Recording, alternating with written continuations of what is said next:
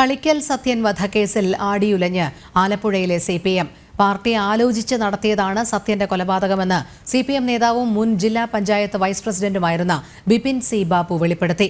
തെരഞ്ഞെടുപ്പ് കാലത്ത് പാർട്ടിക്കുള്ളിൽ നിന്ന് തന്നെ ഉയർന്ന കൊലപാതക ആരോപണം CPMന് കനത്ത ആഘാതമാണ് ഏൽപ്പിച്ചിരിക്കുന്നത്.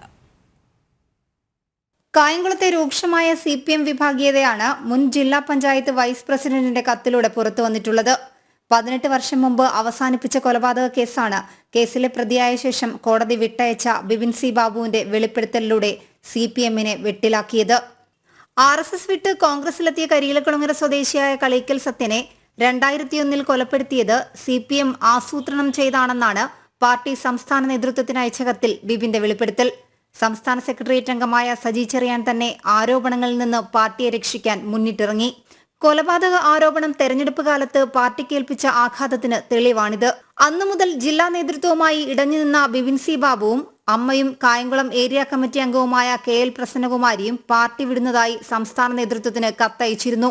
ഇതിൽ മാർച്ച് 26-ന് ബിപിൻ സംസ്ഥാന സെക്രട്ടറിക്ക് അയച്ച കത്തിലാണ് CPMനെ പിടിച്ചുലയ്ക്കുന്ന കൊലപാതക ആരോപണം. സംഭവം വിവാദമായതോടെ കൊലപാതകം CBI പോലുള്ള ഏജൻസികൾ പുനരന്വേഷിക്കണമെന്നാണ് സത്യന്റെ കുടുംബത്തിന്റെ ആവശ്യം. ജനം, ആലപ്പുഴ.